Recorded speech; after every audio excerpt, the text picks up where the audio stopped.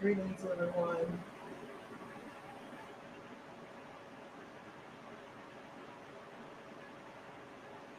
Let's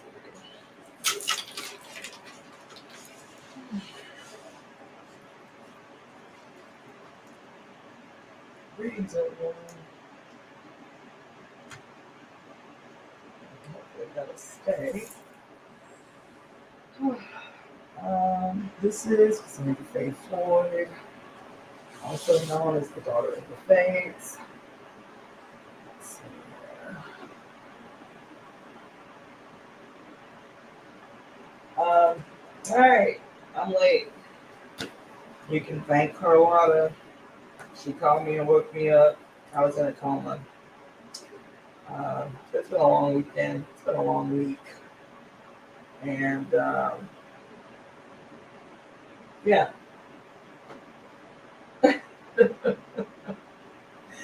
Carlotta is the only reason I woke from this crazy dream that I was having just now.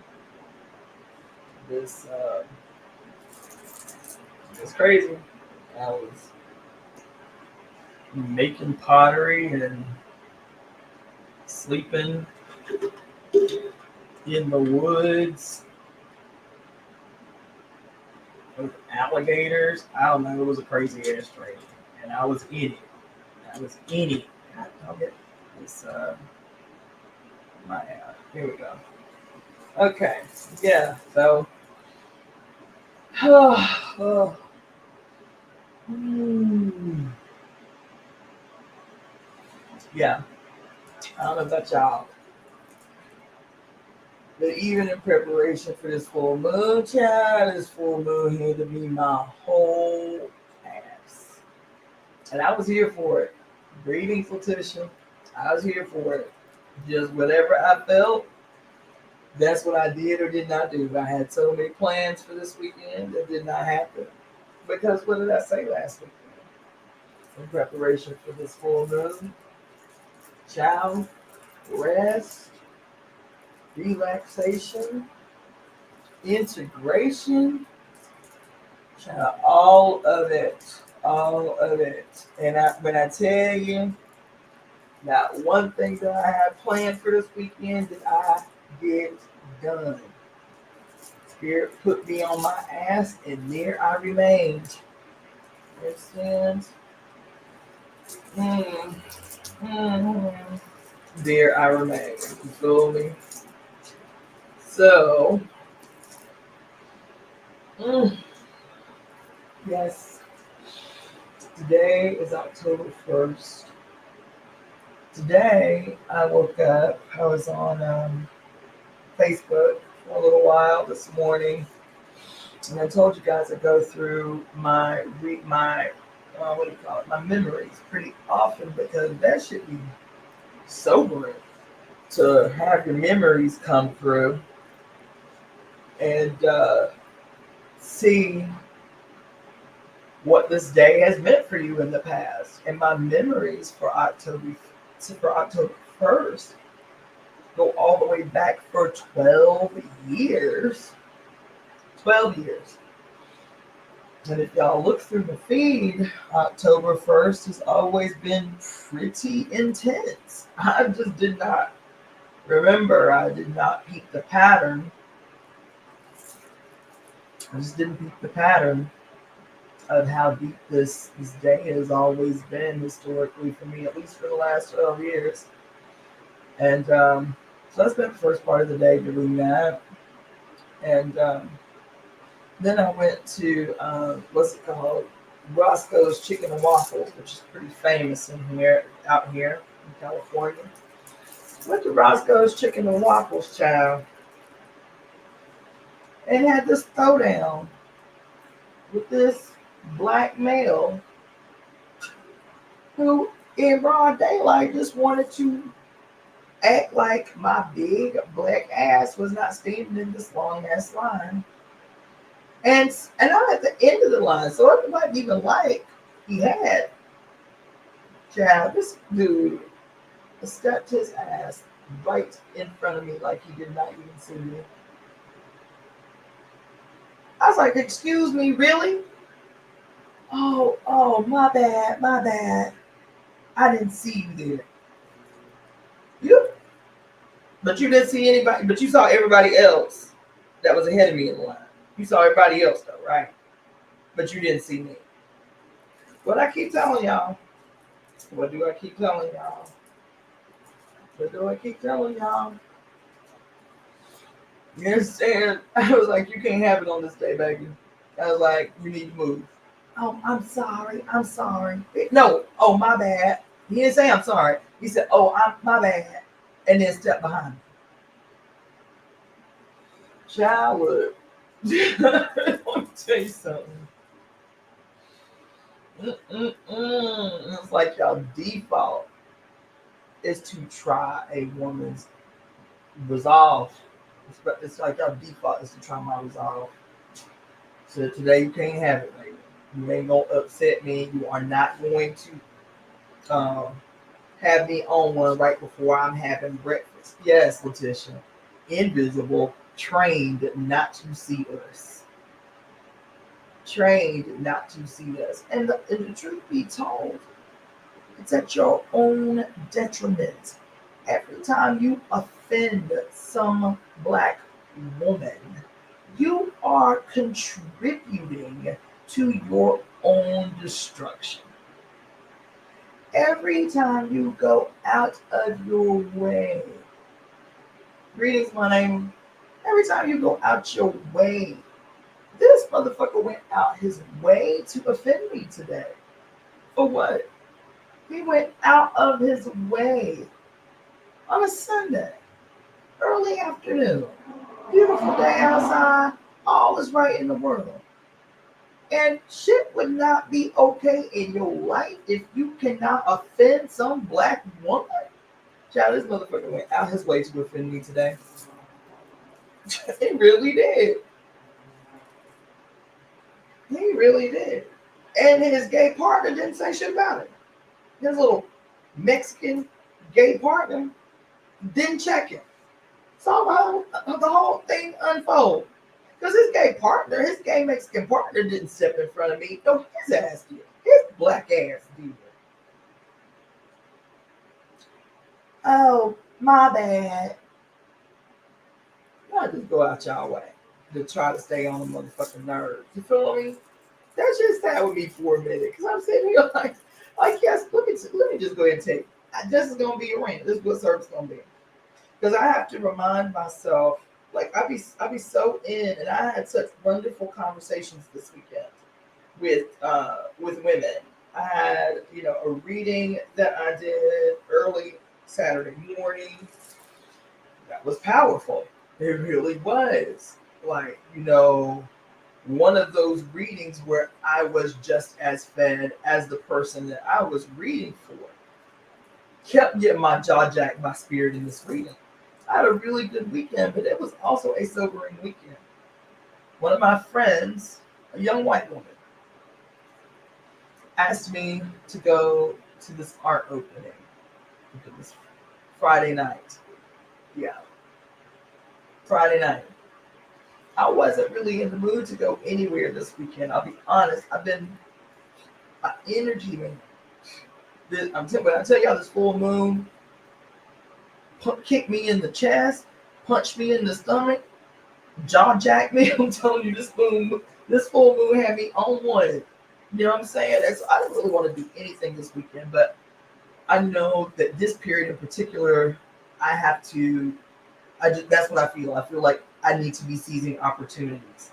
That what I need to happen for myself, what I need to happen for the temple can't happen if I'm not in a position to be seizing opportunities. So I got prettied up, put on my best dress, put on makeup the whole time in my head saying I don't want to go. I don't want to go. But I went. I went onto the dude's IG to check out who the artist was because I didn't even know the cat. You feel me? I still don't know the cat, but I saw apparently he has had several big openings in Tampa where I moved here from. I was like, oh, okay, that's crazy. I'll go check him out. Y'all, let me tell you something. I went to this art opening at this dope ass gallery, maybe 10 minutes from my house. Dope. This studio was fire, massive, dope ass studio. And I walk in here and I see all of this art, this dude's art. Because the whole thing was his art. Every wall in the place was massive. Every wall, every stand, everything. It was all his shit. And I'm gonna call names. I typically don't. But the whole time I was at this opening, I was in my feelings so hard.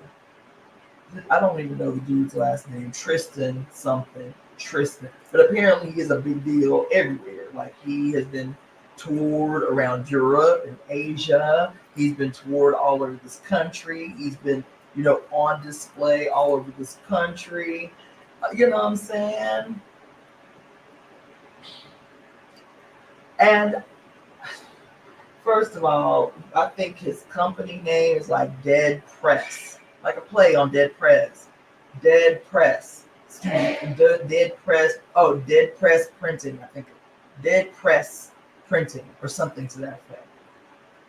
So my spidey senses is already acted up. His shit is called Dead Press, like printing or something like that, right? I was like, okay, that's awkward, but all right. Because I knew instantly what it was. But if you're young, you understand, if you're under 35, 30 years old, then you don't know the reference. I'm guaranteeing you don't know the reference. That was Spidey Sense offense number one. Then I walk into the studio. There had to be 200 people in there, maybe. I think it was 200 people. Yeah, that is a rough estimate. About 200 people walked up in there. Was in there. You feel me? And we got there early. Like they had an early showing that was private. We got there for that. Then as soon as the public opening started, two, maybe 300 people. There was a lot of people up in there, right? And I walk into this studio, child. Oh my god! And y'all, I'm saying what I'm saying because it's sickening already. It's so common and pervasive that it is just accepted. Baby, I walked in that goddamn studio. There couldn't have been all night long. Maybe nine. And I'm being generous if I call it. If I call it correct, there might have been 9 black people. But I think I'm being generous. Once again, I'm the darkest motherfucker in there. Most people, there was another sister about my complexion, but she was married to a white guy with her baby there.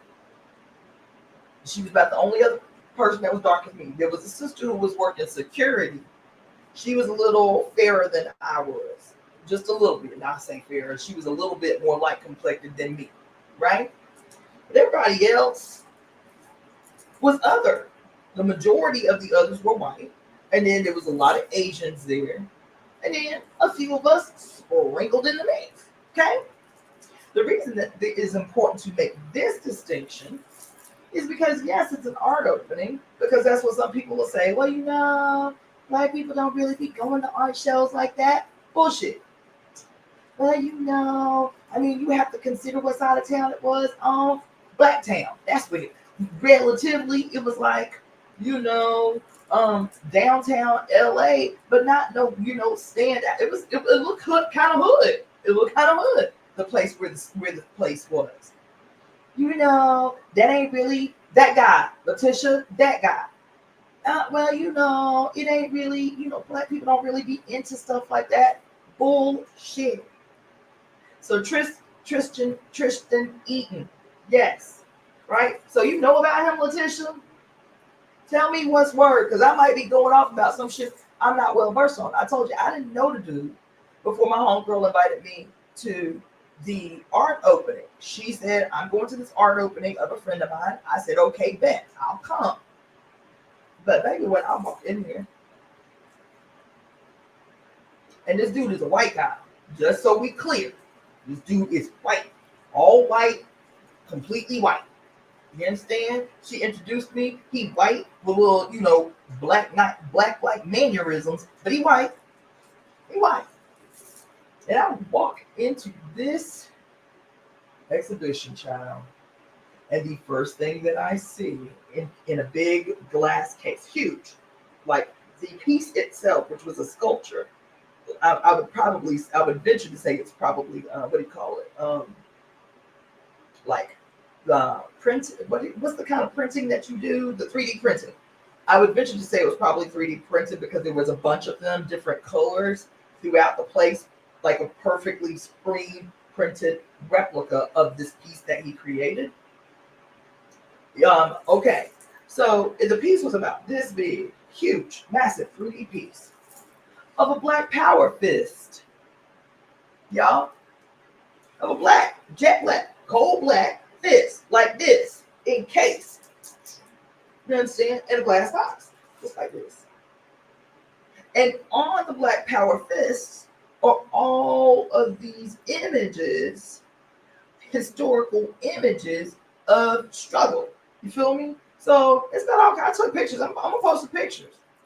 It was all kinds of images, right? The peace dove on one side, shit from like from World War II, like, out like SS Army shit, stuff from the Palestinian movement on the bottom. Yeah, all kinds of images that have to do with kind of like modern struggle, right? Modern, conflict and struggle, if you will, right? That's what I saw when I first walked in place. Then right next to it, because the name of the exhibit is Uprise. Instead of, rise up, it's Uprise. You feel me? So there's a big, giant graphic next to it, huge, like, I don't know, maybe, 8, 9 feet by 6 feet or so on the wall. All these printed images, because he does like these weird, I don't know what the medium is, but it's like digital graphics made massive, right? And so in this digital graphic is a collage of all these struggles, predominantly black, predominantly like 1960s struggle. There's other little stuff strewn up in there because they got a picture of, what's the sister's name from Palestine? Oh, what is her name? Layla. Ooh, what is her name? She was well known for her role in the early Palestinian struggles. Layla, I can't remember her name. Forgive me. But anyway, that famous image of her holding an assault rifle with her, her arrow, face scarf on, right? Oh, I can't remember her name. I'm so wrong for that. But anyway, so it's got her down there. It's got all POC struggles in this big old giant piece on the wall called Uprise. All people struggle. Martin Luther King up in there. Everybody up in there. And so, you know me. Y'all know me by now. Me trying to be diplomatic. You feel me? Me trying to give the benefit of the doubt. Stay doing that dumb shit. Me saying, okay, well, this white boy's medium is all things POC, all things black, all things people of color. You understand? I don't know, and I haven't researched yet. So I will say that if I am wrong, I'm okay being wrong. My first thought was, I wonder how much of his profits that he goes to support these struggles that he has used as his primary target and medium of art. Like, it's so, because that it would still make me uncomfortable. I'll be honest. It would still make me uncomfortable that the face of this so-called radical art that we just all POC people, it is this white guy, this well-positioned white guy who tours all over the globe, you understand, to do this art. Because the first thing that struck me was this: if my black ass or some native woman's ass or some, yes, Layla Khalid, thank you so much. Oh my God, that was gonna drive me crazy. Listen, I like that Letitia is honest. She's like my on the spot researcher. Okay, so because she was in a lot of the work. But if it was my black ass doing this exact same medium of art, would y'all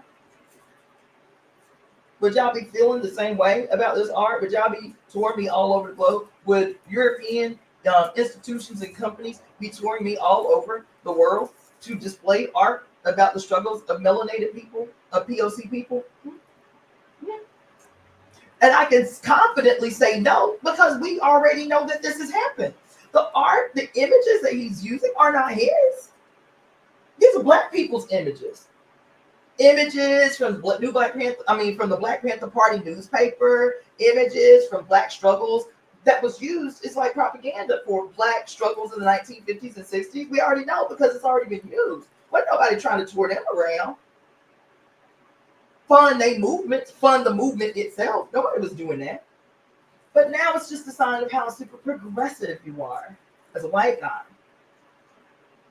Featuring all POC struggles in your work, centering. Yeah. So limited. I'm walking through this place. I'm walking through this place, trying not to have my resting bitch face on the whole time I'm walking through. I'm just like, my homegirl is like, oh, let me take a picture. I'm like,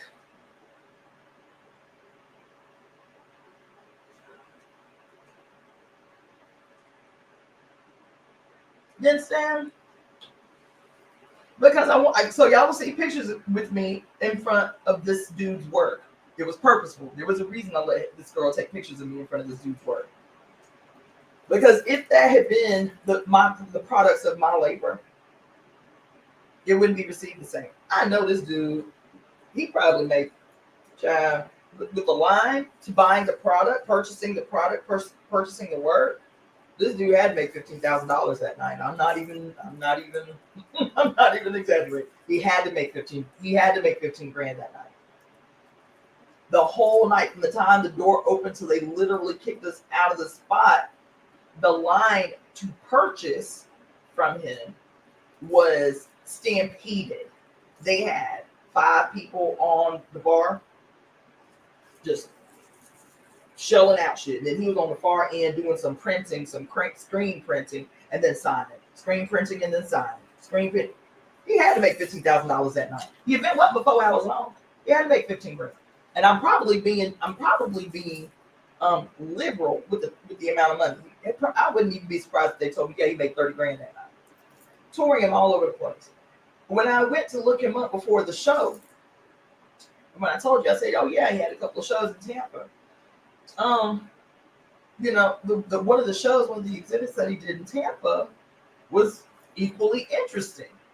It was, the whole thing was the peace dove, right? The peace dove printed, okay? And inside each print of the peace dove was different images of war. There was a target at the center of each peace dove, and then there was images of war, like superimposed on the peace dove. Well, he did that same technique at this expo, but it was all the Black Power fist. So on this massive wall, he had about 30 Black Power fists printed on the wall. And if you get up close, each Black Power fist had different images of struggle. Particularly, his primary focus was Black struggle. I'll turn around because he had a really, really big one, a really, really big giant image printed on the wall of Black Power fist with the collage, all the stuff up in it, just like the 3D one. And I turn around and this white girl is standing with her, like she's facing the print. Her homegirl is behind her, right? She facing the print like this with her fist up so y'all can't see it. But way up. And her girlfriend is behind her, taking a picture of her standing in front of his print of Black Power fist with her fist up like this.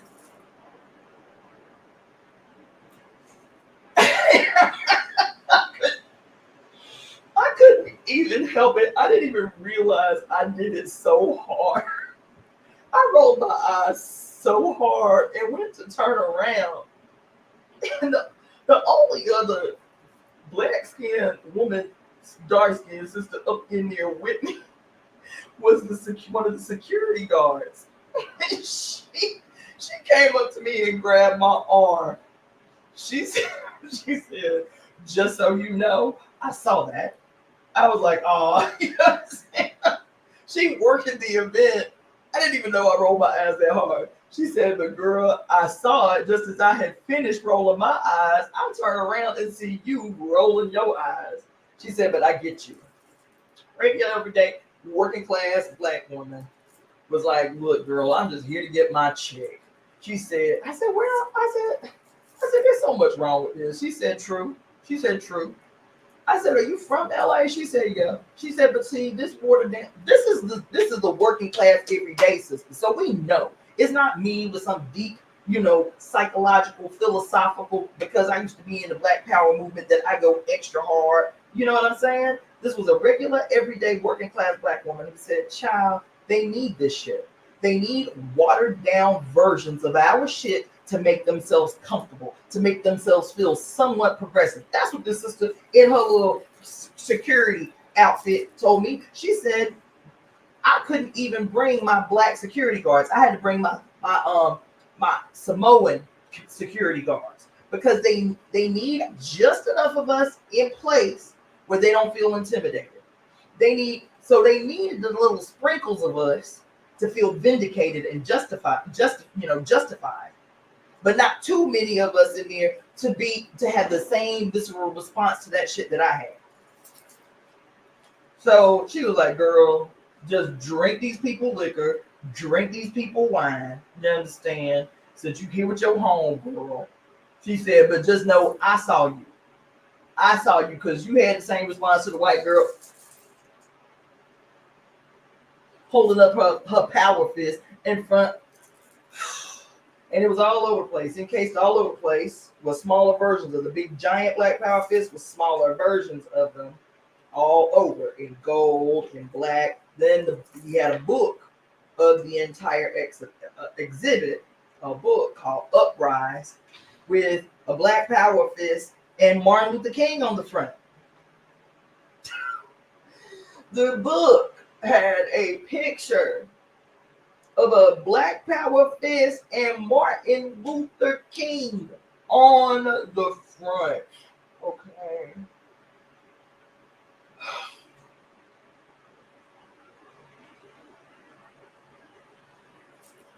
I talk to y'all all the time about this experience that I am this is what happens socially. This is what happens culturally. This is what happens politically when you disappear large chunks of the oppressed from a place, but attempt to maintain some semblance of progressive culture in their absence.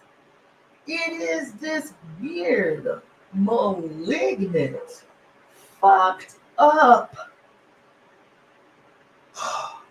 duplicitous, foul, energetic, vampiric, weirdo shit. So I was like, you know what? The DJs were there. They weren't black neither. But at least they was turned up. You understand? But at least they was turned up. All things black, of course. All black music. You understand? All black hip hop. You feel me? a white boy and some other. I don't know what his other was, but he was obviously other. So I was like, you know what? Yeah, you know what? Let me get out my feelings because I can't be mad here all night. Can't make my homegirl feel bad. You know what I'm saying? Like, she don't understand. She think this is just quote dope ass art. I didn't even have the energy to explain it to her that night. I just didn't. I ain't trying to conduct a political education tonight. But y'all stay coming to the wrong conclusions. Y'all stay. Y'all get mad when a black person try to teach you some shit. Y'all get mad when a black person try to correct you gently, check the shit out of you, but gently.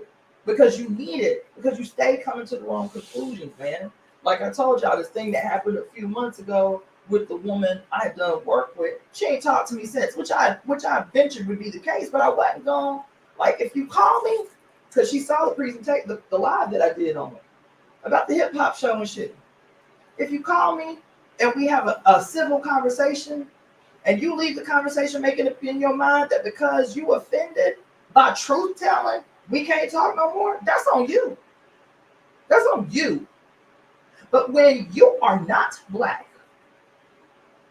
and some black person, out of love, because I love this woman, I respect this woman, I do. But when you call me and you ask, I really want to talk to you because I felt bad that you felt bad and I didn't see it that way and I want to try to explain to you, and then I tell you what my worldview is, and you can't check me on that. It's my worldview. It's my experience. It's my experience. You feel me? So when I tell you that you were incorrect, when I teach you that this is how to approach this in the future, as one who says you give a damn about black people without it coming off like opportunism, and you decide that the black person that is the only one in your clique that's going to tell you the fucking truth, you can't be friends with no more, baby, I'm okay with that. I'm okay with culling the herd. I'm okay with thinning the circle. I'm okay with that. But you ain't gonna have me out here, dude, is lying to make yourself feel better about how you too participate in this terrible, malignant, fucked up shit that keeps happening in this city. This thing that keeps happening in this city is not separate. I want to keep trying to remind y'all of that. It is not separate from the political assaults on black people in this city. See, what has to happen socially, what has to happen culturally, is what fuels and feeds and supports what happens politically to black people anywhere. These are not separate. So for me to say I had an attitude about this art gallery where this white boy just came to fuck up and his whole shtick is about us. But he in the center. Yes, he's a genius. You feel me? Not the works that he fashioned his shit after. The whole time I kept thinking, this motherfucker wouldn't be nothing without us. Center white people shit in your shit. Why? The other thing I was saying was like, damn, white people that had struggles. You understand? White people that had shit. Why don't you center white people's struggles in your art? Why don't you center the struggles of white witches at the height of the Inquisition as your centerpiece, as your focal piece? Why don't you center what was happening with the Irish at the hands of the Catholic Church that just killed Sinead O'Connor after a lifetime of fighting against that shit by her motherfucking self? Why don't you censor y'all shit? Oh no, can't do that. Cannot do that. Because I stay maintaining. Like, it's our essence that becomes the raw material that everybody feels entitled to exploit. It's our essence. It's our suffering. It's our history. Everything. Because whether it's about a hip hop show a couple months ago, or whether it's about music in general, when I was talking about how everybody just know all you got to do is be white and say, quote, sing like a white boy. I mean, sing like a black guy, sing like a black girl, and you can come up. You got yourself a ready-made career. If you can sing like a black girl, sing like a black boy, you understand? Dance like a black girl, you can come up. If you're Asian, you can come up. If you white, you can come the fuck up. All you got to do is mimic. All you got to do is copy. All you got to do is steal from us and pay nothing in return. Pay no dues, make no acknowledgement. That's the bare minimum. Told y'all stories to have a second ago. You understand? At bare minimum, out here, even if it's just for show, at bare minimum, everybody out here culturally understands that before you do anything, you need to do a land acknowledgement.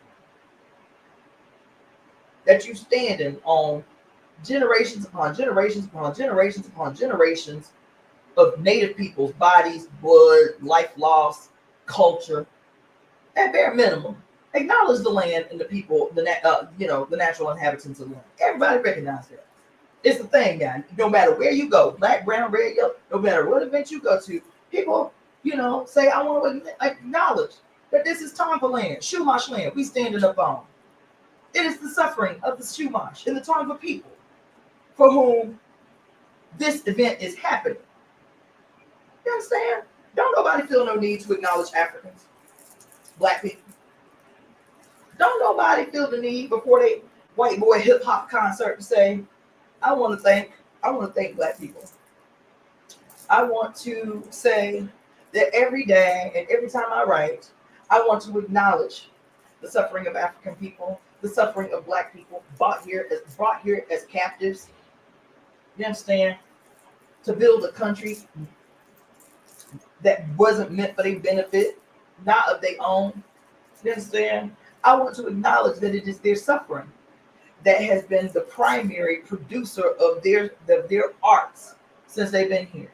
This art that they produce to attempt to alleviate their suffering, that has given me an outlet through which I can express my own shit. I'm thankful for black people. I appreciate black people.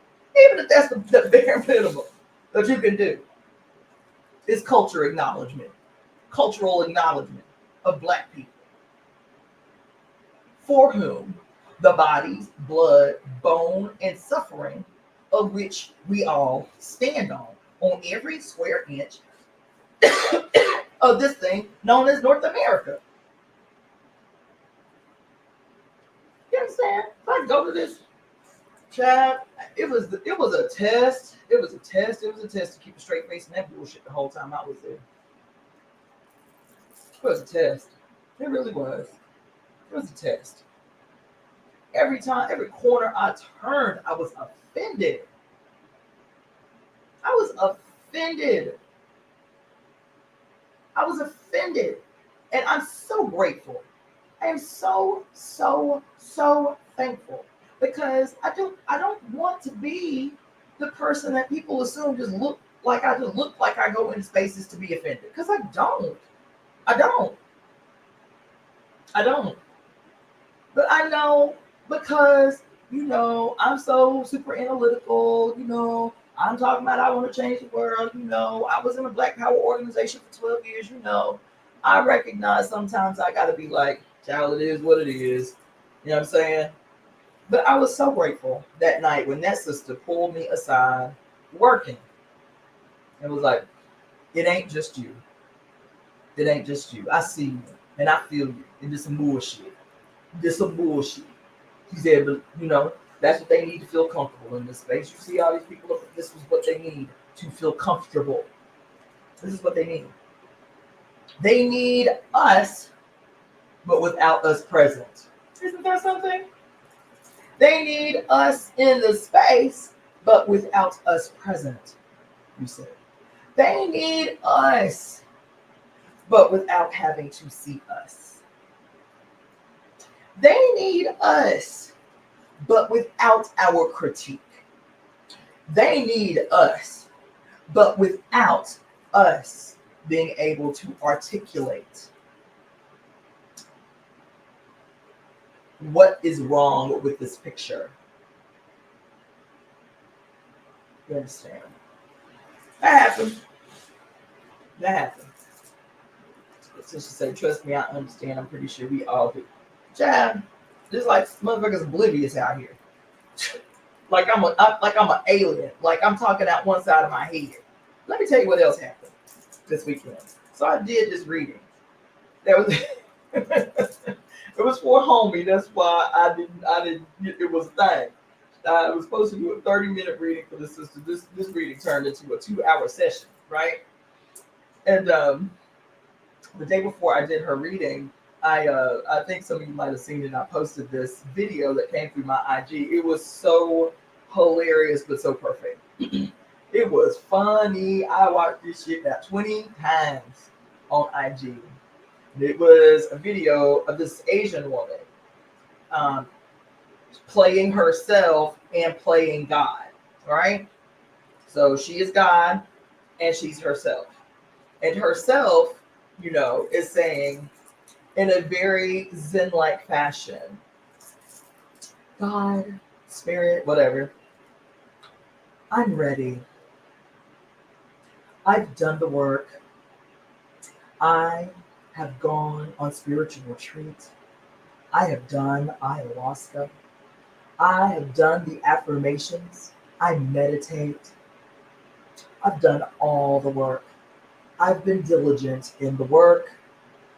I'm ready for my manifestation. And God looks at her and says, bitch, you ain't ready. She's much more gentle than I would be. She was like, dear, you're not ready. And I'm like, no, bitch, you ain't ready. Right? Spirit says, you ain't ready. She was like, yes, I am. I am ready. I'm ready for manifestation. I've done all these wonderful things. I took anger management classes and became calm. This is what she said. I've sat in ayahuasca. I've done everything there is to do. I'm ready for my manifestation. Spirit was like, look, you did all this stuff, and that's fine. It's not to make light of the stuff that you did. The problem is that the things that you have done have not changed you fundamentally. Have not changed you fundamentally. She's like, I don't know what you mean. She said, just what I said. These things that you have done, they are nice. They may help you to get there. But right now, they have not changed your heart. They haven't changed you fundamentally. Right? And I was like, whoa, there's a word. You understand what I'm saying? Because I keep talking to you guys about these spaces that I've been in. These spaces. In Ifa tradition, these spaces. Out here on the West Coast with North American Native people. You know what I'm saying? South American indigenous people, Mexican indigenous people, Mexica people, women's circles. I'm making my mission. Been on several reservations. Well, I don't know how many now. Shit, I done slept on like 6 reservations. Done seen incredible ceremony, ritual. Been in ayahuasca with different types of people. You understand? And this little presentation that this girl made, this little Asian girl, about how she did all the things, you understand? And her spirit, her version of God, her God self, tells her you are not ready. You ain't ready. I don't care how much motherfucking shit you done did. You ain't ready. As a matter of fact, saw another post I think today about ritualism. I talk to y'all about this all the time. Everybody can know the prayers, know the song, sing songs, know the dances, know the execution of ritual. You understand? Be ritualistic and ceremonious be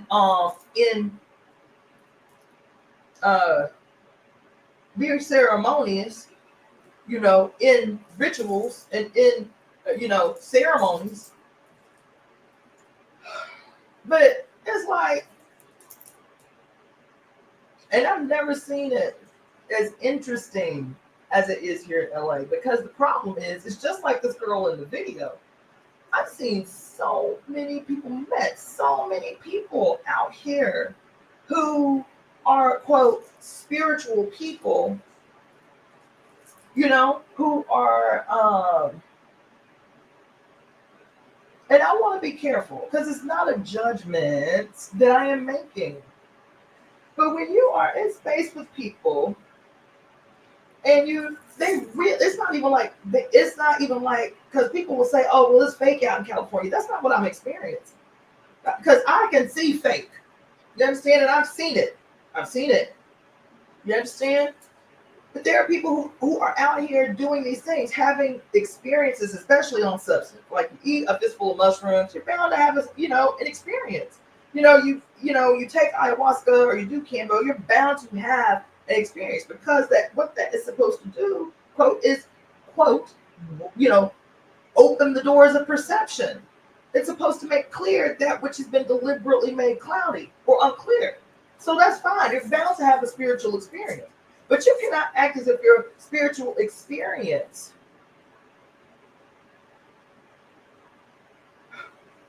is supposed to make you an expert.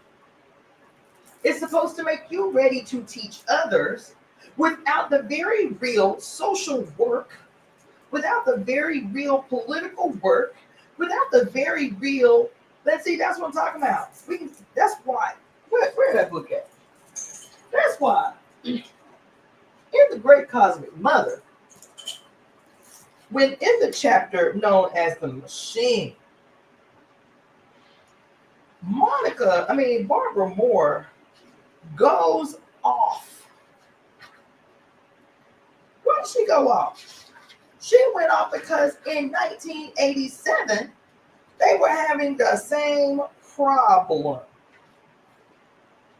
White women, primarily, but not exclusively, because I see it in all races. I see it in all people, male and female, white and other. Right now, today in 2023, this book, written in 1987, Barbara Moore goes off about how easy it is for you people who swear you so super spiritual. It's so easy for you to use spirituality as a crutch and a mode of escapism from all of those things that plague the very planet, because you still, in typical patriarchal fashion, see spirituality is something outside the flesh. See spirituality is something outside of experience of the flesh. See spirituality is something not bound to and tied to your mother. It offers you this convenient vehicle through which you can escape responsibility for the resolving of the misery that the majority of the people of the planet suffer from. And it is a convenience of position. It is a convenience. It is a convenience of affluence. It is a convenience of a place of privilege to be able to be so super spiritual, because I've had all these experiences. I went to Peru with a real shaman and did ayahuasca the real way. It is patriarchally,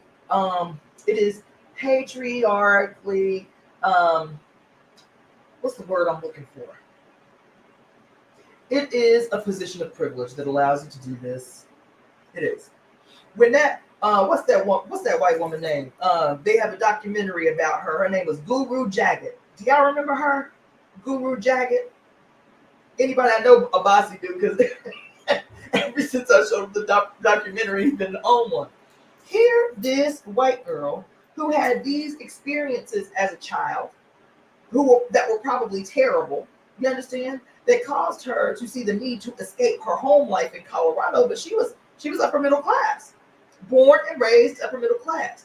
But her place of privilege, even as she had been oppressed, even Guru Jagat, there's a whole documentary on YouTube that you can watch about it. I'm about to tell you about it though. Jagat, I think that's how it was spelled. Jagat, Guru Jagat. But even as a white girl child, even though she was placed born into a position of privilege as white and upper middle class, she too can be a victim of oppression, and most likely is. But that does not negate the fact that she was born into a place of privilege, and that privilege was completely internalized when she took her ass to India. That's what she said. She took her ass to India and stayed with this guru for 3 months. You feel me? And he gave her the blessing to become this guru and said, "You need to go to California. You need to go to Los Angeles and preach my word." This is what she said. And because she comes from a place of privilege, nobody even questioned this position that she gave herself. You understand? She came to LA and called herself Guru Jacket. She came to LA and amassed a fortune as a cult leader, followed by many famous people. Alicia Keys, who else they named in this damn documentary? She had a huge, big time Hollywood following because y'all need that. Y'all know something is wrong, just like the rest of us know something is wrong. But as opposed to enter into principled relationships with human beings that attempt to actually resolve what is wrong in the world, you internalize that to make the world well, to make the world better, implies that somehow your position of privilege will be challenged, and you can't have that. That's the essence of it. If you want to be truthful, if you want to be truthful, you cannot, as a person that is the beneficiary of privilege, you can't really be interested in changing the world. You can be superficially interested in changing the world, but you don't want to change the world fundamentally, because in your mind, what makes you special will disappear. In your mind, your place of privilege will be eradicated if you fundamentally change the world. So you want to superficially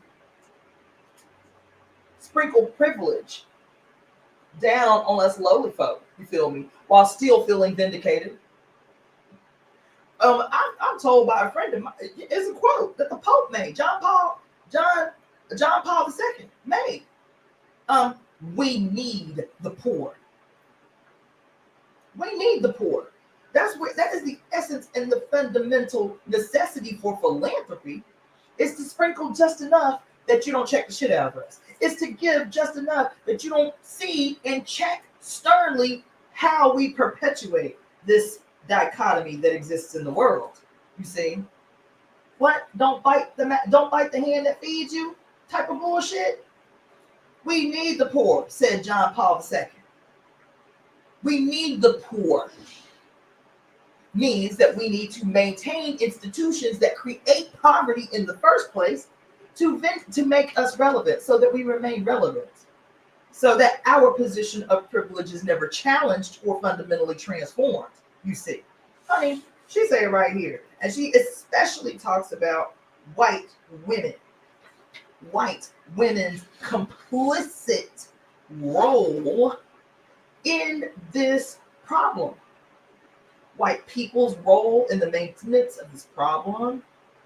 Other people who see themselves in proximity to whiteness and the privilege that light skin affords them, they too are complicit. So I become the problem when I say to an Asian woman who is a well-known, B-girl, or I say to my white friends, this is problematic, but a white girl can come to this video, call herself a guru, wear turbans through the city, you understand? Build institutions that remain even after her death and even after she was exposed as a fraud. Them temples are still here. Santa Monica, Malibu, them temples are still here. This bitch still making money even after she died in 2014. Even after she was exposed not only as a fraud, but as a tyrant. As an exploiter of human beings. But let my black ass say something to y'all. There's a reason. There's a reason. You can't find in the history of this country. You can't find no black female cult leaders. You can't find no institution that is cult-like in its manifestation that was led by no black woman. You can find them though led by black men in this country, led by white men in this country, led by white women, straight up cult led by white women. You can find them. Why? There have been a ton of spiritual women, black women, ton. More impactful, forward-thinking than me. But we black in America. We black and female in America. And we know that while you can accept as holy writ everything that emanates from the mouth of a white girl named Guru Jagat, accepted as holy writ, you feel me? We innately know as black women, child, y'all won't listen to us. Y'all will not take direction from us. And we know why. And it's okay. So it's a hell of a ballsy thing. It's a hell of a ballsy thing that I am attempting to do with the Temple of Evolutionary Emergence. It's a hell of an audacious statement I'm attempting to make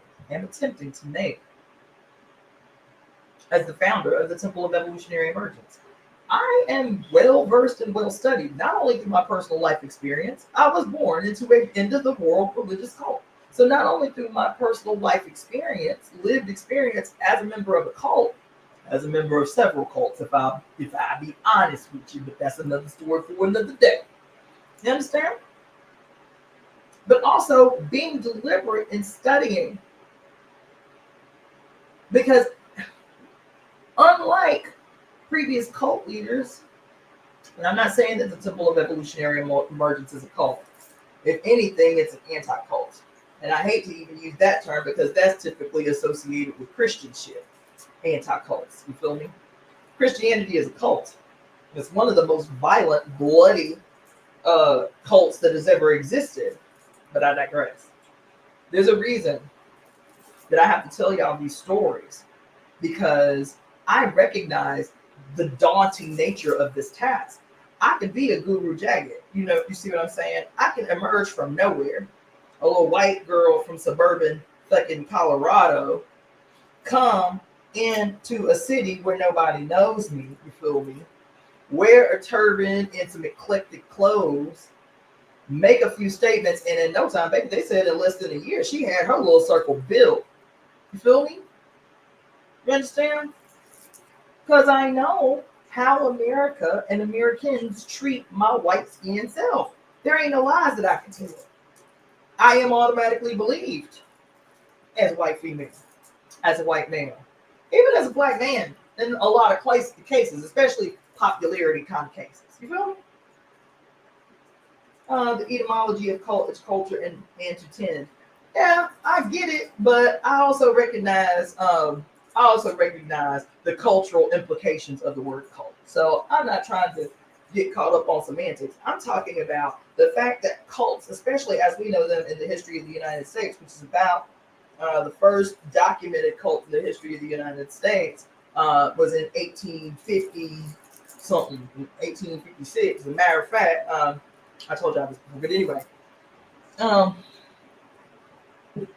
Yeah. So what we're trying to do, you know, I'm not frustrated. I am all too aware that there's a convenience in not accepting truth as it emerges from the lips of Black woman. I woke up this morning from a comment that had been made on one of the videos that I had done when we were reading the book, The Sibyls, The Theft of African Prophecy by Mami Wata. This sister commented on this particular video. So it was chapter 3 if you want to go back and listen to it. Because after she posted, I went and listened to the whole thing. Because I be forgetting how profound the mother comes through me. I be forgetting. I don't go back and watch all my videos. I go back and watch them, but I don't go back and watch all of them. So today was a lesson. Today was a word. Because I went back to this video reading of chapter 3 of The Sibyls.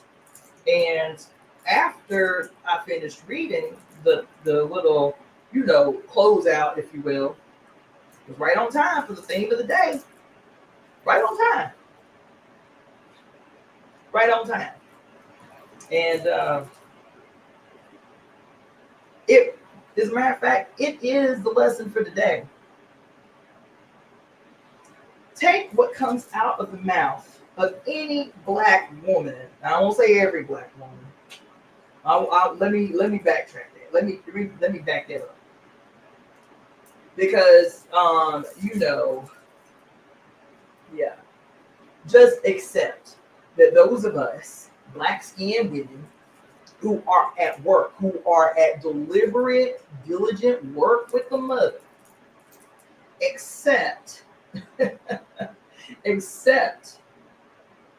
what we have to say as fucking scripture. Accept that. Accept that. Because yeah, this shit is ridiculous. This shit is ridiculous. And I am daily I know, because I got friends that have visited here. I've got friends that live here, black people, who are like, damn, California cool, LA cool and everything, but there's something off here. People that are spiritual here they think they're spiritual to a degree, right? They believe. I don't believe them fake. The people that I know, people that I've met, who are really seeking the face of God, who are really seeking some kind of spiritual epiphany or intervention, they believe it. They believe it. To people on the outside, they may seem fake. But it's like, what are those people identified as who are not, quote, fake, but who are disconnected? Like the girl having the conversation with her higher self, known as God. She's like, but I done did all this stuff. I done had epiphanies and breakthroughs. You understand? Like, I did the work. I'm ready for my manifestation. And her higher self, God, said, how has it changed you? How has it changed you fundamentally? How has it changed you fundamentally? There's a reason that Jesus went into the church, baby. He went into the church. These are still long time keepers of the traditions. These men knew all the prayers, all the rituals, did all the blessings. You feel me? They were the personification in these magnificent synagogues of those who are charged with keeping sacred the traditions of the people.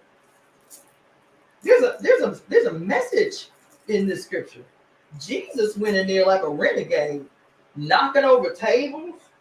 What the fuck is this shit up in here? What? And the people believed them, but the people believed that this was where God is. This is how you seek God, like this, ritualistically, ceremoniously. Jesus said, I don't know what the fuck is going on up in here, but my Father don't live here. My Father don't live here. He ain't up in here. Now, what the Gnostics say was the continuation of that scripture, which had been, edited out at the Council of Nicaea, is my Father does not live up in here. But if you come out here to this wilderness with me, if you come out here to these woods with me, whenever you turn over a rock, there he will be. Wherever you see a tree, this is where he will be. This is where he at. This shit y'all got going on up inside these four walls, I don't know what that is. The lighting of the incense, the singing of the songs, exactly how they have been sung for 2,000 years. He's like, the fuck is this? Spirit don't live here. Spirit don't live here. Go outside where this rock is. Turn over this rock, and there he will be. Go out here and sit at the base of this tree. This is where he will be. This is where God is. You understand?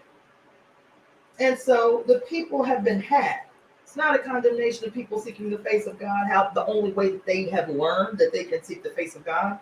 But child, they don't have to look too far. They just be looking through God all the time. They be looking past God all the time. They can't look in the eyes of God at all. Because they cannot accept that the face of God that they should be looking towards, the face of God that they should be looking into, the face of God that they should be submitting to is black and female. She got a black ass face. She got nappy ass hair. That's where y'all miss the boat. Y'all would pass up God on the street, you feel me? To go into some synagogue or go into some church or go into some mosque. But y'all dare not ever afflicted, hurt, traumatized, fucked up in every possible way, still will not concede that until you can accept and see God in the face of a black woman, you will forever miss the boat. Until you, black woman, can look in the mirror and genuinely see her reflected back at you, you too will forever miss the boat. You will forever continue to give power away, to allow somebody to siphon power from you. Tell me you ain't the personification of God on earth. When everybody sees fit to function like fucking ticks on your essence, drain and bleed you dry to power up themselves at your expense. They do that. They do that. They do that. I ain't lying. It's not an opinion. This is a lived experience. All these dudes out here talking about you want a submissive wife, they are clear about what it is they need. They just ain't lying. They ain't lying. They say, that's what's wrong with black women. They ain't submissive. I need a submissive broad. I need a submissive wife. Why do you need a submissive wife? Because you are a vampire who recognizes the need, the malignant need, to siphon off the very essence of God herself, as opposed to doing what the Vedas tell you to do, which is to, in order to power up, in order to become your God self, black man, you need do but one thing, two things. Worship at the lotus of your mother's feet and see the face of God in your wife and act accordingly. This ain't my opinion. This 6,000-year-old doctrine I'm talking about. Worship at the lotus of your mother's feet and see God in your wife and act accordingly. And you will get everything that you need. You don't have to exploit her. She don't have to be submissive for you to get what you need.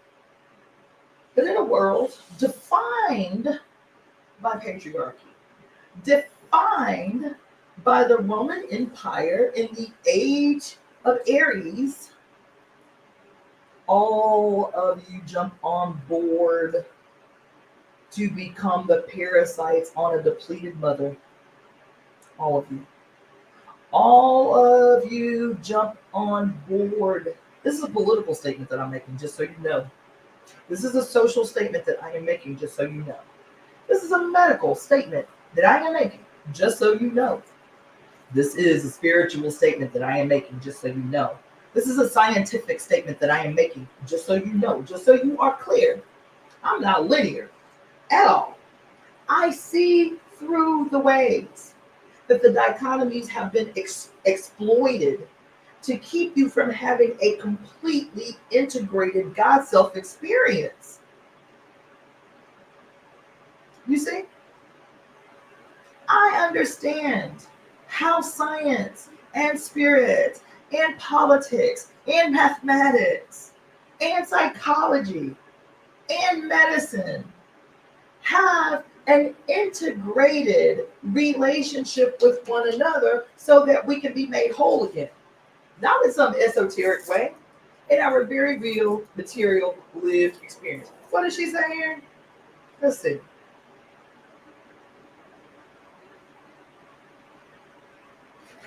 Where is it? Where she say? Because y'all do this. It is exhausting. And I'm at this point where some days I just be like, you know what? Let me just go out here and just get some bullshit ass job. You understand? Pay my bills easily. You understand? Minimize my stress. Get this shit out my head. That I'm here to change the world. You understand? Get this shit out my head.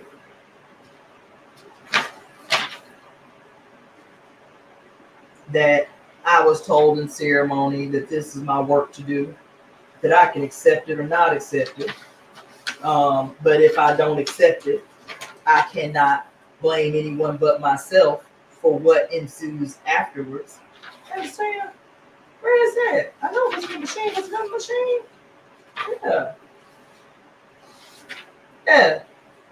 Mm-mm. And I can't have that on my conscience. Not when I got grandchildren. I can't have on my conscience that I have failed my descendants. You understand? We're gonna have to go back into this book, y'all. Yeah, we're gonna have to get back into this. We're gonna have to get back into this book. This great cosmic mother. Global God of War. But anyway, let's see. God, I'm making good time. Child, I wrote some notes in here about one thing called the scam of self-employment. I am feeling that so deep, y'all. The scam of self-employment. Let's see. This means let's see here.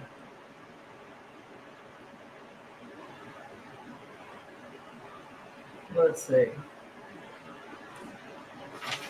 And she went off on everything and everybody up in here.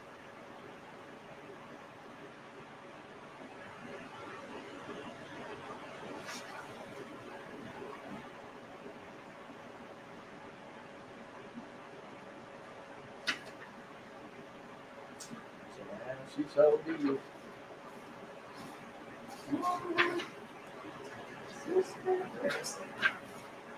Third world people. Oh, here it is. Here it is. Here it is. Here it is. This is a quote I want to leave y'all with. I think I'm going to end. Usually do this for 2 hours, but I think I'm going to end here early. Let's see. Yeah, okay.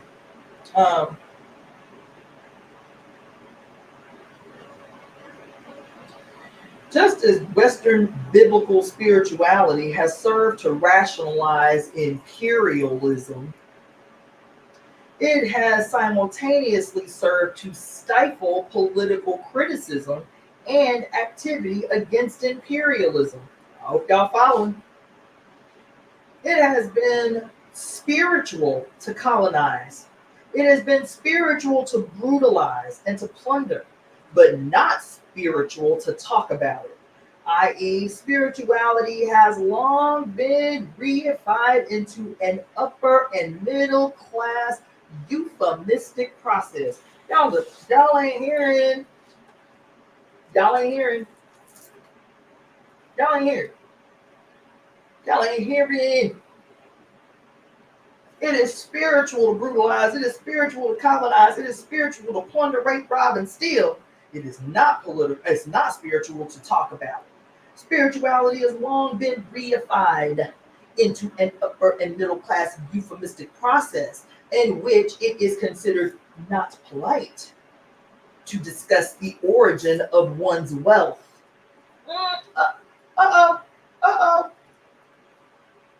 The origins of wealth, of course, are always very bloody, i.e., not nice.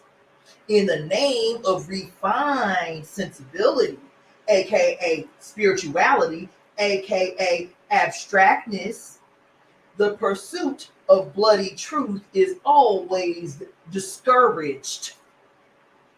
This is why I was upset this weekend at this white boy, his exhibition. This is why. This is why I got an attitude about people being, quote, hip hop artists, but not having any of the lived experiences of the producers of hip hop culture. This is why I got an attitude right here. And that's why I'm seen as the asshole for raising it. That's why I'm seen as the dickhead for bringing it up. Because it's not nice to show you yourself, Black woman. It's not nice for you to remind me of what is wrong in the world. It's right here.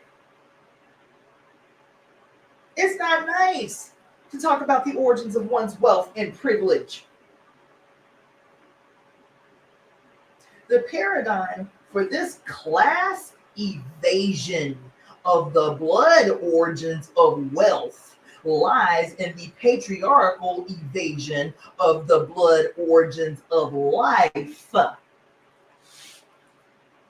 Child, listen, when we get a building, which should be soon, I'm gonna need an old time Christian organ player in the background. Feel me? This need an organ. A shout out from the congregation, baby. The paradigm for this class evasion of the blood origins of wealth lies in the initial, fundamental, foundational, patriarchal evasion of the blood origins of life itself. You can't separate the two. Patriarchy shamelessly colonizes, exploits, and brutalizes the female body, and then censors open discussion and criticism of this process in the name of decency and polite society and civilized discourse and the like.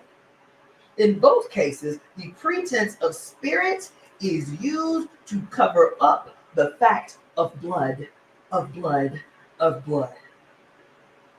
And so, in all those parts of the world that have been ravaged by Western Christian imperialist experience, spirituality has a well-deserved reputation as being an emblem of total hypocrisy. This reputation continues into some new age or counterculture attempts at spirituality. Y'all ain't ready? Y'all ain't ready. That's why I know y'all ain't trying to change shit. You might really believe that you are doing God's work sitting in ayahuasca with Mama Ayahuasca. You may really believe that you are engaged in a genuine relationship with the mother. But if you leave ayahuasca and you don't conduct the homework that her ass gives you, you ain't shit. That's my personal opinion. Because I know too many motherfuckers that make sport out of going to ayahuasca, but don't do none of the assignments. And they tell me the assignments. They confide in me. This is what Mama Ayahuasca told me. Have you done your homework yet? Then why are you going to the ceremony with her again? It's like going to school without your homework and expecting to get an A+. Because you just showed up. It's like getting that assignment, getting some homework, deliberately not doing the homework, evading the homework, avoiding the homework, and going back to class next day expecting you're going to get an A+ just because you showed up. Just because you showed up. You feel me? She said this reputation for class evasion and patriarchal evasion of blood origins, both of wealth and of life, this reputation continues into some new age and counterculture attempts at spirituality. Why do you think you always fall short in your attempts at spirituality? Why do you think you have not had a revolutionary breakthrough in Kambo or ayahuasca or on fistfuls of mushrooms or whatever the fuck the damn medicine is at the time of the day? What makes you any different than the baby boomers who were dancing hippie shit in the 60s talking about ending fucking Vietnam War while they was having free love and free sex on fucking acid in the 60s, and they turned into regular old everyday white privileged capitalists? They had experiences too, and I'm sure they believed they was genuine. But here they are today, still regular old everyday parasitic goddamn capitalists, and can have really wonderful memories about that time I danced naked at Woodstock on acid. This reputation continues into some new age or counterculture attempts at spirituality. In particular, many activists undergoing political burnout, many activists undergoing political burnout have made 180-degree turns to immerse themselves in apolitical spiritual pursuits, thus reinforcing the euphemistic patriarchal tradition that spirit is above politics.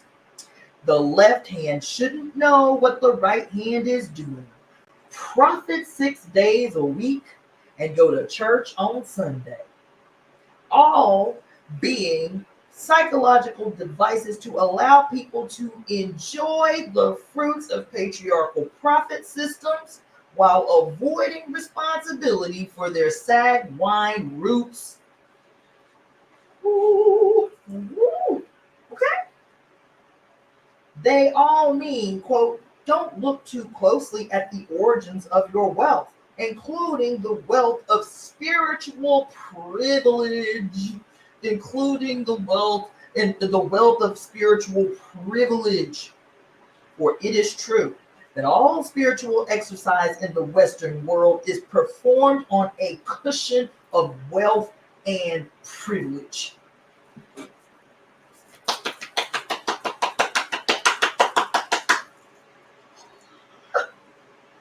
For it is true that all spiritual exercise in the Western world is performed on a cushion of wealth and privilege. If not one's own personal wealth, then the wealth of one's surrounding culture. And this wealth has been accumulated at the world's expense. For Westerners to leave politics and submerge themselves in apolitical or transpolitical spiritual disciplines may or may not serve personal needs and goals. On the global level, it is merely a continuance of patriarchal imperialist trick of spiritualizing one's wealth and privilege by not looking too closely at their bloody roots. You understand? What is it saying? Spiritualizing one's wealth and their bloody roots? My life is indicative of the power of manifestation. That's all. That if you are not living a life of abundance, it means you're not using your own personal power of manifestation correctly. It's your fault that you live in poverty. It is your fault that you have not won to you through the power of the law of attraction that which you have naturally the power to attract. You attract to you that which your life is. And all you need do is transform your thinking in order to attract a life of abundance. See, it is a continuation of the patriarchal imperialist trick of spiritualizing one's wealth and privilege by not looking too closely at its bloody roots. Moreover, this disappearing trick is a lie. Politics is in and of the world.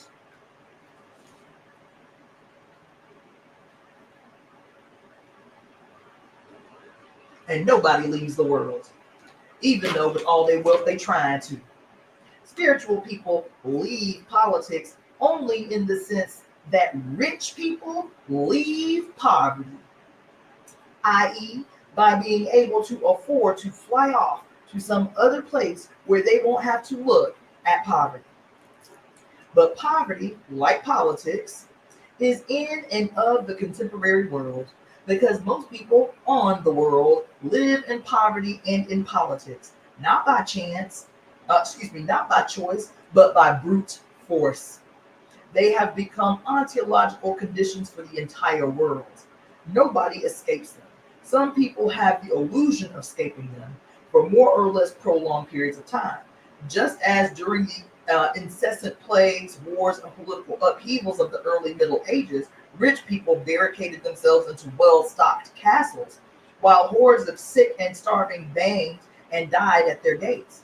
The feudal rich had the illusion that they could survive as islands of life surrounded by a rising sea of suffering and death. But not for long. In most cases, these castles were broken into and the privileged few dragged out to scream and die like everyone else. Just so, in a political world, isolated or separatist Just so, in a political world, isolated and separatist spiritual solutions are doomed. Y'all in here? See, Guru Jackets offer y'all some temporary peace, offer y'all a temporary fix. Guru this guy, Yogi this dude, Master such and such, Baba this and that. They offer you temporary refuge. They offer you a temporary escape from facing the truth. They offer you a temporary escape from facing what is needed, what has to be done. See, that's what happens. And y'all need that because y'all still see that changing the world, that transforming the condition of the whole of the planet, humanity, and all the creatures alike is something that is difficult to do. It requires some kind of sacrifice on your part. All it requires you to do is sacrifice your ego. And to do that, the only way that everybody can sacrifice their ego, burn their ego in the flames of the past, is to be able to recognize the face of God in black females. That's it. Because everybody hates black females. So what is the most humbling thing that you can do? Is to say, I see you, God. I see you, God in you, black woman. I see you as her spokesperson on the planet. Why wouldn't we be? Y'all can't acknowledge that black women were the first people on the damn planet. Black women was Eve. Black women was Eve. Y'all can't acknowledge that all y'all, red, white, brown, and black, and other red, black, and yellow, that all of you have your mitochondrial DNA from some black ass, big nose, nappy hair sister somewhere in central sub-Saharan Africa. That's your mama. And your mother, Eve, is the spokesperson for God. Why? Because she looked just like God. Black and infinite, deep, abysmal. You understand? So, in a political world, isolated or separatist spiritual solutions are doomed. Faced with the pain and challenge of this realization, many spiritually oriented people opt for the spiritually reactionary explanations of the world's suffering, i.e., that God makes some people poor so that others can learn something from them, that poverty and pain are karmic situations brought on by one's behavior in a past life. That one chooses one's life absolutely, and that some people choose to suffer. You see, all these explanations are spiritual versions of blaming the victim. They derive from patriarchal religious systems, which were purposely designed to rationalize hierarchies, injustices, and the status quo. All patriarchal systems are self-justifying. All patriarchal systems are just self-justifying. And the mind dwelling within these systems is capable of monstrous rationalizations in order to keep these totalities intact. These modes of explaining other people's suffering are, in a very real way, acts of human sacrifice. Faced with a choice or challenge to our religious mindset, we are willing to sacrifice living human beings, their problems and their pain, in order to keep our worldviews intact. We are literally sacrificing people to our gods. The core of this patriarchal ontology, which separates spirit from matter and proceeds to deny the reality of life in the name of some abstract god or some life-explaining ontological system. All spiritually oriented people are prone to this trap, and it is this trap we must beware. When our desire and capacity to see the world as a sacred gestalt becomes, on another level, a monstrous justification of what must never be justified.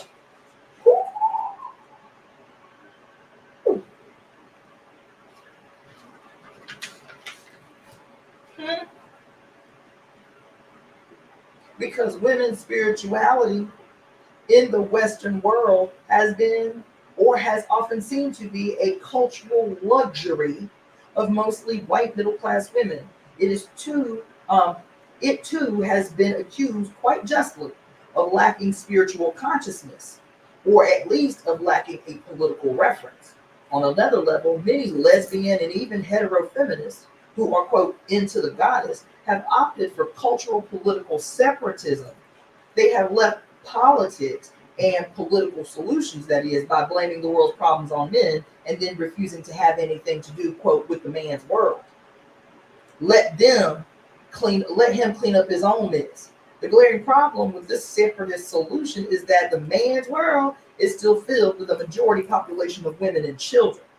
It is women and children doing most of the suffering out there.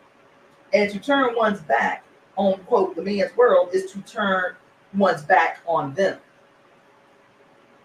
A genuine understanding of the goddess would not allow us to do this. A true ontological experience of the Great Mother and of the complete physical as well as spiritual bonding together of life on earth would not allow us to turn our backs on the man's world. For we are in and of that world, and its suffering is an extension of us, as we are an extension of it.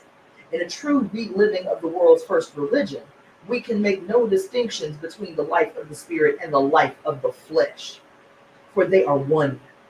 Listen, you hear me? In a true reliving of the world's first religion, we can make no distinction between the life of the spirit and the life of the flesh, for they are one. And so we can make no separation between spirituality and politics. Come on, y'all. We are this world, and we cannot leave it. We can only work to transform it as we transform ourselves in acts of evolution and revolution. The genius of Michael Foucault surely the genius of Michael Foucault surely was that he showed us so clearly and so precisely how politics is everything that happens to the body. On earth, mind and spirit are definitively embodied. The notion that mind and spirit can be abstracted from the body is a patriarchal lie. A continuance of this lie is the notion that we can indulge in spirituality that is above politics, that somehow floats above the agony of this present earth like a little blissed out cloud. The spirit is within a body. It is the conscious experience of process within that body. And the spirit evolves or is obstructed in its evolution depending on the body's experience of its material environment. It is patriarchy that devalues and disconnects the body from spirit in order to make the body's energy accessible for exploitation. God damn it. A feminist spirituality must begin with the fact of being alive as a biological body on a living and conscious biological planet. This is the human ontological condition. This is the condition of all human evolution and all creative human activity. Those who embrace spirituality as an escape from politics, as a transcendence of political exigencies, simply do not understand what feminist spirituality means at its roots. The joining of the conscious body and the conscious spirit in the ongoing epiphany of experienced evolution. Not something that happens to us, happens within us in this mutual exchange on this biological planet that is our mother. Within the great mother. You understand? Whatever represses or deforms the body's experience of itself, the flesh's experience of itself also represses and deforms the spirit's self-experience. How are you going to have an enlightened spiritual experience, an epiphany filled spiritual experience, while your body is weak and suffering and degraded, imprisoned, abused, exploited, drained energetically, but you can spiritually ascend? As a matter of fact, you are taught that it is suffering that helps you to achieve spiritual epiphany. You are taught that it is necessary to suffer in order to understand the true nature of a spiritual experience. Whatever represses or deforms the body's experience of itself also represses and deforms the spirit's self-experience. What this means is God does not want millions of human beings to starve and suffer and to die so that a select few can undergo a spiritual experience. Nor does the goddess live solely in elite separatist retreats, dancing naked dancing naked in the piney woods under a white, well-fed moon. The goddess at this moment is starving to death in some refugee camp with a skeletal child clutched to her dry nipples. The goddess at this moment is undergoing routine strip and squat searches in an American prison. The goddess is on welfare, raising her children in the ghetto next to a freeway interchange that fills her blood with their blood cells and neurons with lead. The goddess is an 8-year-old girl being used for special thrills of visiting businessmen in a Brazilian brothel. The goddess is patrolling with a rifle slung over her shoulder trying to save a revolution in Nicaragua. The goddess is Winnie Mandela in South Africa saying, "Don't push me," i.e. the goddess is the world. The goddess is in the world, and nobody can escape the world. We know this, but we conveniently forget it. It's important to reread that often. It is important to read that often. That's how I'm going to end tonight. That's how I'm going to end tonight. That's how I'm going to end tonight. I'm going to tell you. I'm gonna keep saying names. I'm gonna keep calling out. I'm gonna keep speaking truth. You understand? I'm gonna keep doing that. Because because that's what I'm called to do. That's what I'm called to do. And the challenge is for I'll be honest, what the challenge is black women, black skinned women, depending upon where you are. You understand? Black skinned women, so-called untouchables in India, black skinned women, so-called Aboriginal women of New Zealand and Australia, black skinned women that exist anywhere on earth. That's y'all starting point. That's the place y'all start. If y'all got any work that y'all be doing, any political work, any, save this and that work, you understand? That's where y'all start. Y'all go ask a collective of black skinned women what y'all want us to do, what y'all see us needing to do. Get your shit co-signed on by a collective of black skinned women. I'm sorry, because that's it. That's all. This shit is exhausting. This shit is fucking burdensome as fuck. This shit is burdensome. This shit is burdensome. This shit is burdensome. Y'all need to be. We'll go watch that damn documentary tonight on Guru Jack. How y'all have supported this white woman's life. Y'all gave her everything: your time, your energy, your essence, your money. You understand? Supported her life on a lie. So she lied. That's what was revealed in the documentary, that the guru she said she went and sat with, she had never met him. But she had already started telling a lie, and he was benefiting from the lie, so he didn't even out her ass. He didn't out her. She didn't get outed until after she died, that she had never gone to India, that she had never sat with him for 3 months. But even if she did, he's still an opportunistic ass guru. He was an opportunist. He was the one, as a matter of fact, her guru was the one who created, what's that tea y'all love so much? Damn. What's that tea? It's a popular one.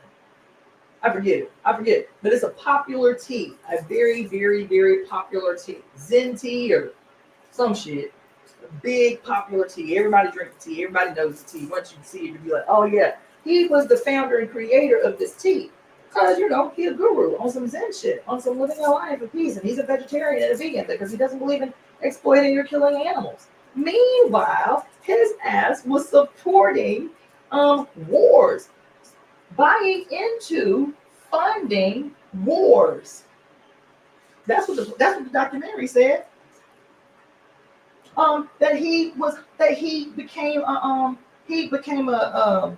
He invested in an Israeli defense organization. and an Israeli defense organization. This is Indian guru. This Indian guru.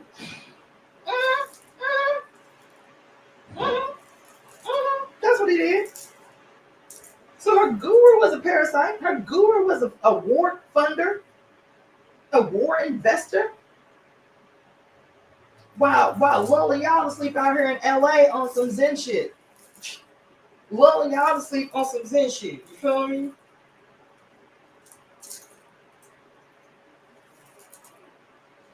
Support the Temple of Evolutionary Emergence. Fund the Temple of Evolutionary Emergence. Volunteer for work that needs to be done in this stage of infancy that we are in for the Temple of Evolutionary Emergence. Now, I'll be honest. A lot of these, yep, the moon, that's right. The moon, what's his name? Sun Myung Moon. Sun Myung Moon. Yep, he did the same thing. So did. As a matter of fact, one of his sons, who was supposed to be next in line to lead after he died, wasn't the next in line. So he built his own personal cult, and they literally, not figuratively, literally worship guns in his cult. Yeah, that's what he do. You understand? Well funded. You understand? Well loved, well supported. You understand? But you do what needs to be done to change the world. And if that means that you need to comply to the will of some black woman with nappy hair and tattoos on her face, y'all ain't with it. Y'all ain't with it. You understand? And I'm just telling you, I ain't out here trying to exploit nobody. Don't have any intentions of it. Never in this life. As a matter of fact, that whole shit, the whole part of like having a 501c3 where you rely heavily on people working for free, I reject it. So even as I call on you to volunteer, which I am, because I cannot do everything myself. So if you have graphic skills, if you have design skills, hit me up. That you're willing to contribute on the front end. If you say, look, here's an invoice. When the temple starts making money, this is what I will expect to be paid. Do that. I'm okay with that. I will not be relying heavily on people to volunteer for the temple. I'm gonna tell you, it's gonna be a cornerstone of the temple. I don't want you to work for free. I don't want anybody to work for free. I did that for so long. I can't figure out, if I was to sit here and do an honest hourly wage analysis of the amount of time I worked for free or damn near free for the organization that I was tied to for 12 years, I'd probably shudder at the amount. Not only that, the fact that I was working for pennies, if I was getting paid at all, because it was a huge chunk of that time I wouldn't get paid at all. But I was also making donations, guilted into making donations from money I barely had, having to do side hustles outside the organization, going work for the organization's full fucking time. I shudder to think at how much money I would have earned had I been paid a reasonable wage for the amount of work that I put into that organization, for my presence in that organization to be disappeared from the histories. I shudder to think how 12 years of working for this organization, 12 years of working for this organization, I'm not with that shit. I am not with it. So if you volunteer on the front end, if you have skills of any kind, we need people with musical skills. Can you write? We need songs for the mother. I keep telling y'all this. We need songs for the mother. Go back, listen to some of the lives. Extract from it some of the gems that the mother continuously drops through me. Right? Create songs for the mother. Create graphics based on this thing that I am explaining to you about how we can easily fulfill this conspiracy that we are breathing together to ensure is certain in the world. This conspiracy of a new world where sovereignty is the defining element of existence for every human being on earth. And sovereignty is always and must always be accompanied by ecstasy and bliss, happiness and joy. harmonious life, fully supported life from infancy to burial.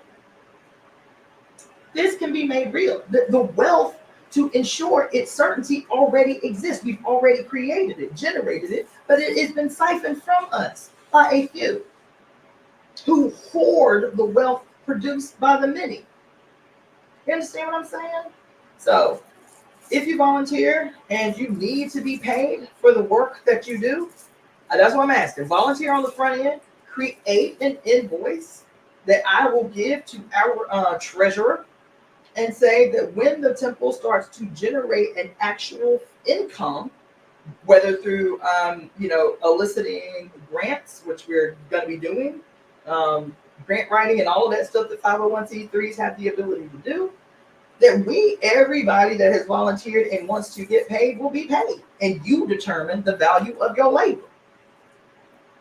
You determine the value of your labor. You set what the value of your labor is, and that's how we will comply. That's what we will meet. This is the world. The temple has to be a microcosm of that which we say we want to create, we want to generate, we want to be made real in the real world. It can exist right now in the real world within the temple. And the ritualistic shit that I was talking about, the ceremonial shit that I was talking about, there's a reason that I struggle with it. Because I'm a spiritual woman, I have a spiritual relationship, I have spiritual practices, but I am so radically opposed to dogma. I'm so viscerally opposed to rigidity. That's probably why I have such a hard time in certain ways. There are things I know that people need or desire, especially in their earlier stages of spiritual walk, like the ritual, the pomp and circumstance, the ceremony. I recognize there's a place for that, and there might even be a need for that. But all you're gonna get from me is blood raw. All you're gonna get from me is blood raw. So no sanctimonious shit. No, you ain't gonna have mythological Jesus coming up in the eye shit, kicking no tables over. I ain't with it. You ain't got to have nobody out me is no charlatan. I ain't with it. You can't accuse me of it because I'm opposed to dogma. I'm opposed to rigidity. I'm opposed to that whole where that thing is. I don't even think I have it in here. That whole, chanting, mantra, repetitious.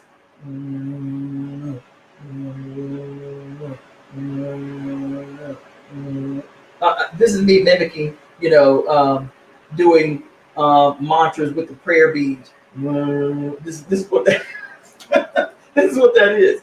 The ritualistic chanting that if I just say the same words 48 times with each prayer bead, say the Hail Marys with each prayer bead.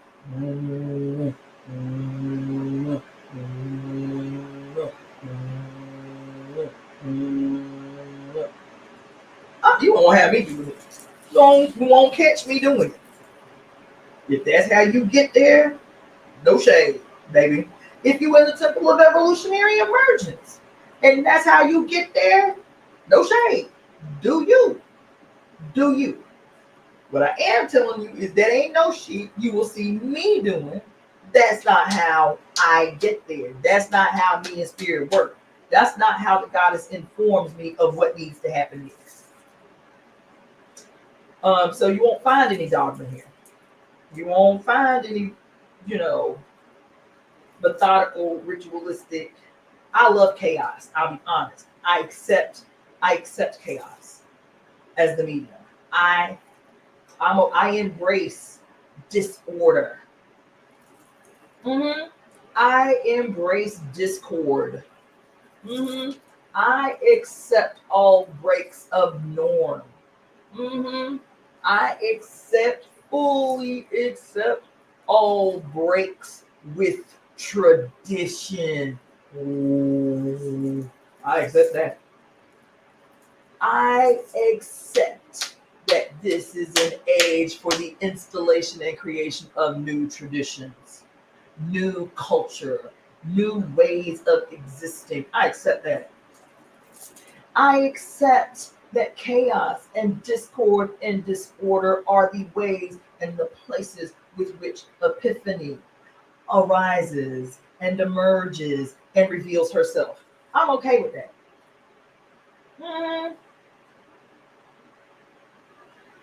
Mm, you understand? I see all y'all comments. I'm posting them so everybody can see them. You feel me?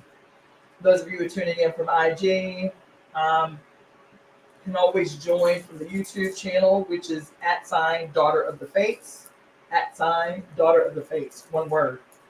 So you can see the comments and how people are participating in this discussion. Baby, that's where it is. That's where Epiphany is. And Epiphany is not going to happen in some freaking retreat where somehow I can't. It messes me up. It messes me up to be involved in these, to see the unfolding of what is passing itself off as a spiritual movement in this place that is completely devoid, that is completely outside the suffering that is in the city. And we sit on top of a vortex, and so it's just like it's magnified times 1,000. It's personified times 1,000,000 in this city. That's why I'm supposed to be here. Because most people come out here and they're like, man, this shit is deep. You know what I'm saying? They can feel in their body the wrong that exists here, the something that exists here. It's not apart from how I opened up an hour ago about the disappearing of all these Black people, but thriving off the culture produced by Black people while not wanting to see Black people, while not wanting to experience the suffering that Black people suffer, without having to defend Black people, without having to defend their homes, without having to defend them from the police, without having to defend them in any way politically, because when you want Black people's culture, without defending them, without showing up for them, without paying dues, without acknowledging them, when you want Black people's culture, without those things, what you're saying is that you accept Black suffering. That's what you're saying. When you want Black culture, when you want Black gifts, when you want Black essence in the space, but without Black people present, and without having to acknowledge what produces these peculiar gifts and arts and products from Africans, what you're saying, without saying, is that you accept Black suffering. You accept the disappearance of Black people through a hostile political state. That's what you're saying. You are complicit in the aggressions levied toward Black skinned people. You are complicit. Not only are you complicit, if you have me tell it, you are a passive participant. Not just complicit, you are a participant in those aggressions against Black people. Because you can't have the art, you can't have the gifts, you can't have the music, you can't have the swag, you can't have the style, you cannot have the culture without the suffering that is tied to it. Without the attempts to navigate that suffering every goddamn day that contributes to these outpourings of our experience. You said. So, yes, my Amy, 1,000%, 1,000%. What I need is a team. My Amy says, yeah, you are needed there. Your service on the mountain was spontaneous and it was huge. She's talking about not this past month, the month before in August when I went up on that mountain. I just went to do a hike with some Mexican sisters and some indigenous sisters, and 40 people ended up piling around me when I was just talking about the significance of the full moon. I need a team. You feel me? I need a cameraman. I need a social media expert.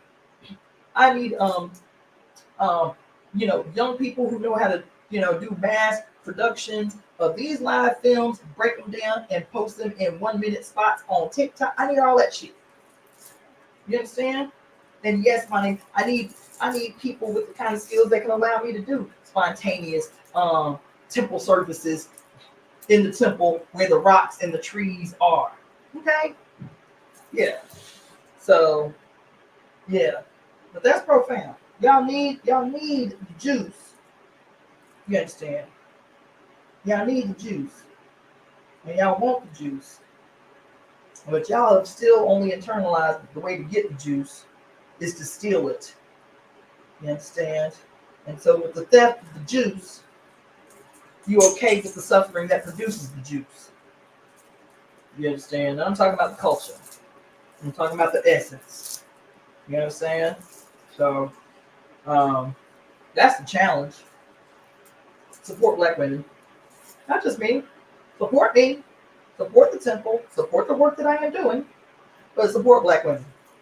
If you somewhere else, find some black female owned institution somewhere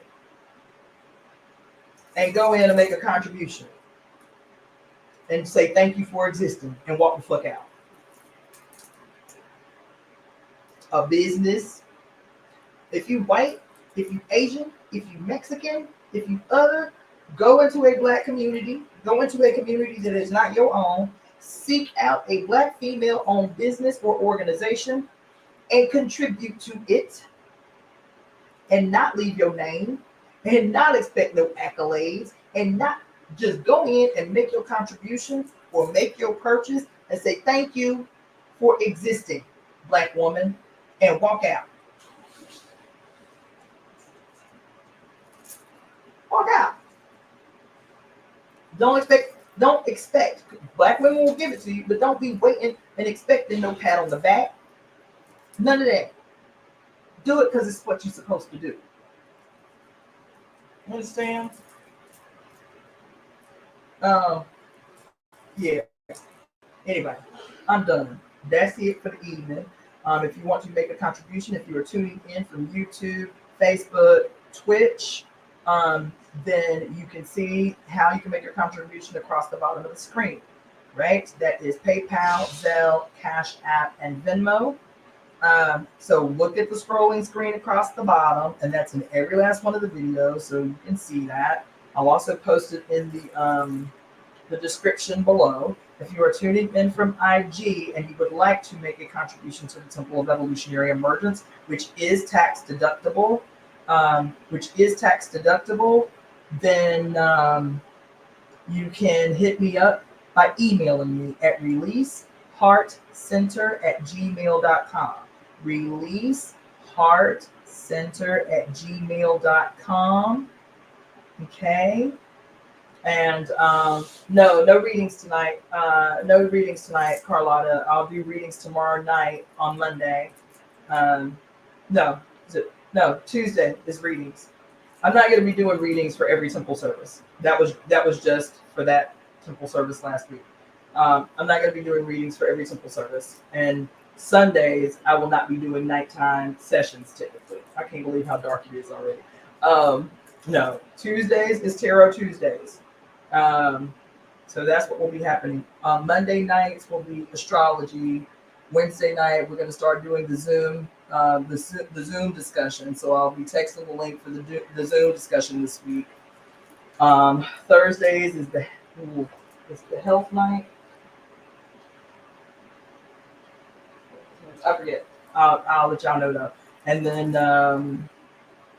then Sunday, we're going to start doing temple service on Sunday because I should have the building next week. Next Sunday, we should be doing our first temple service in months in an actual building. So that's it. You understand? Daughter of the Fates is also my Etsy page. So go to my Etsy page. That is another way that you can contribute. Purchase yourself. Thank you so much, Monet. Purchase yourself something dynamic. And everything I make everything on there. I made by hand. I made myself. So go to it's daughterofthefates.etsy.com. daughterofthefates.etsy.com. Also, I'll make another announcement or call to action. If you have any experience with grant writing or seeking grants, this is the time of the year that we really need to be seeking grants anyway, because all these corporations and companies and institutions are looking for tax write-offs. So if you have any experience in grant writing or seeking grants, email me at releaseheartcenter@gmail.com. releaseheartcenter@gmail.com. And let's talk about how we can facilitate that and what that will look like. Outside of that, I don't have anything else for you. I'm probably going to change the times. I'm probably going to change the times for how I execute the daily the daily lives. When we did the book The Sibyls, I did the reading of the Sibyls at 8 p.m. Pacific Standard every night, and then I did a live at 5 o'clock. I'll probably go back. I don't know. It was just a lot. Last week was my first week doing 2 things a day, 2 lives a day, and it was just a lot. I feel like part of that is what kind of wiped me out last week. It's energetically a lot. I really want to get through this book, Pure Lust. So I just got to figure it out. But yeah, I'm not going to be doing those readings that late at night. So if anything, it's 8 o'clock, 5 o'clock for the first reading, or maybe an earlier day reading. I don't know. I'll let y'all know about the time because I'm not trying to be wiped out, and I still I still got bills to pay and rent to pay and all that madness. So yeah, we'll figure it out. But I'll still be reading Pure Lust until we're done with it, and we've got a long ways to go. And then also the assignments for each night. So maybe I'll just read Pure Lust maybe once or twice a week or something like that. I don't know. But anyway, thank you for tuning in. Thank you, Carlotta, for waking my ass up, making me keep my commitment. I hear you, Letitia. I'm here for it too. Every time I pick up the book, I'm like, man, this gangster. It's as gangster as the Great Cosmic Mother. It's as profound as the Great Cosmic Mother. So I'm here for it. All right, so I will see y'all later. Let me switch gears and get some things in my life done.